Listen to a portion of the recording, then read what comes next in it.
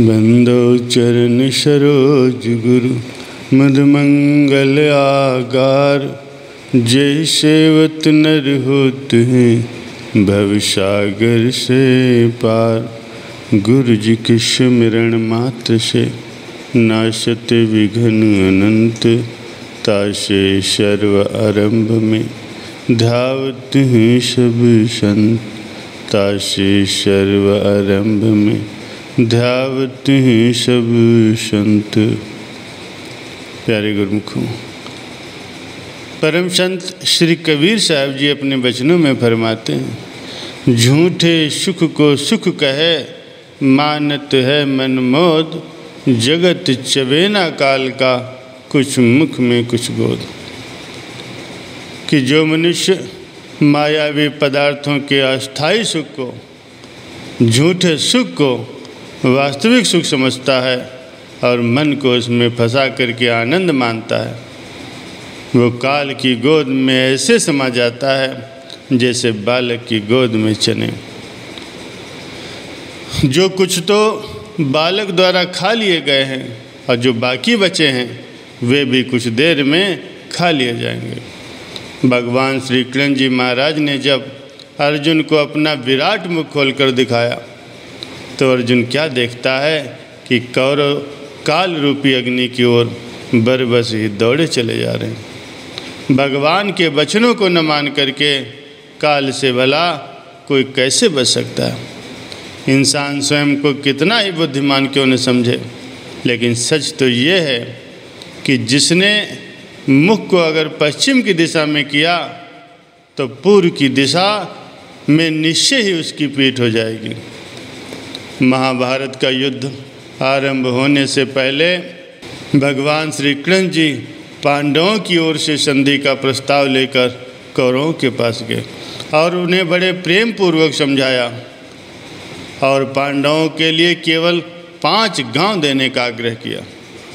भगवान श्री कृष्ण जी ने पूरा प्रयास किया कि किसी भी प्रकार से युद्ध टल जाए ताकि युद्ध से होने वाली भयंकर हानि से बचा जा सके, लेकिन दुर्योधन ने भगवान की एक नहीं मानी। अपितु क्रुद्ध होकर कहने लगा कि मैं पांडवों की सुई की नोक के बराबर भी जगह नहीं दूंगा। भगवान जान गए कि अब ये काल के बस हो गए हैं, जो इन्हें मेरा वचन अच्छा नहीं लग रहा। भगवान की आज्ञा ठुकराने का परिणाम ये हुआ कि जिस दुर्योधन के ऊपर 12 योजन का छत्र झूलता था, युद्ध के उपरांत उसकी देह को चील और कौवे नोच नोच कर खा गए। यही अवसर चेत्यो नहीं, पस ज्यों पाली देह। सत्य नाम जान्यो नहीं, अंत पड़े मुख्य।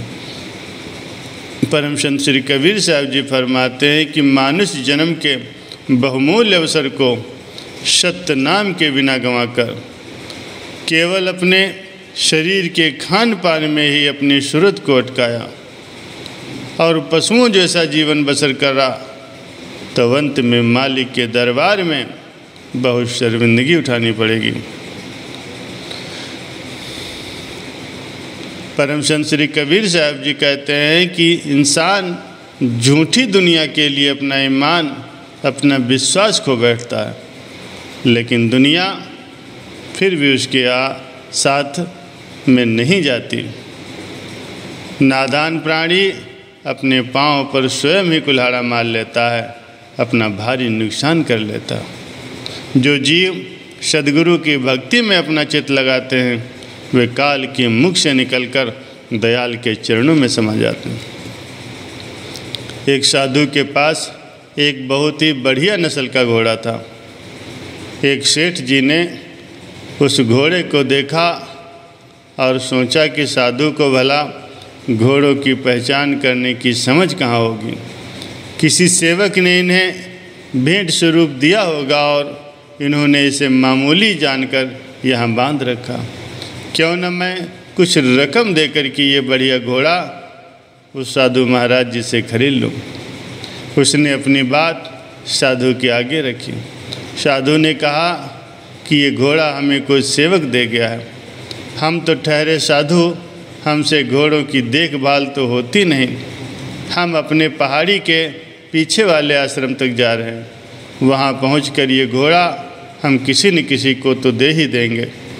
तुम हमारे साथ चलो तो भले ही इस घोड़े को तुम ले लेना, हमें कोई आपत्ति नहीं होगी, किंतु हमारी एक शर्त है कि हमारे साथ चलते चलते तुम केवल राम राम बोलोगे, अन्य कोई भी शब्द तुम्हारे जिह्वा पर नहीं आनी चाहिए। अगर तुम कोई दूसरा शब्द बोलोगे तो हम ये घोड़ा किसी भी हालत में तुम्हें नहीं देंगे। सेठ राम राम कहता हुआ साधु के साथ साथ चल पड़ा। वो सेठ अभ्यासी तो था नहीं, इसीलिए कुछ ही क्षणों के बाद उसका ध्यान इंद्रियों और मन की ओर चला गया। वो सोचने लगा कि ये घोड़ा मिलेगा तो मैं इसके लिए नया तबेला बनवाऊंगा। घोड़े की लगाम तो नहीं मालूम होती है, फिर पता नहीं ये साधु महाराज इसे देंगे या नहीं देंगे। मन में जैसे ही इन विचारों का प्रवेश हुआ तो राम राम जपना बंद हो गया। ये कुदरती बात है, मन में जो ख्याल आते हैं वही जुबान से प्रकट हो जाते हैं, और हुआ भी ऐसा ही। वो सेठ साधु से पूछने लगा कि क्या आप इसकी लगाम भी मुझे दोगे? साधु ने कहा कि मैंने तो तुमसे पहले ही कहा था कि राम राम के अलावा अगर अन्य शब्द तुम बोलोगे तो ये घोड़ा तुम्हें नहीं मिलेगा, इसीलिए तुम अभी यहीं से वापस चले जाओ।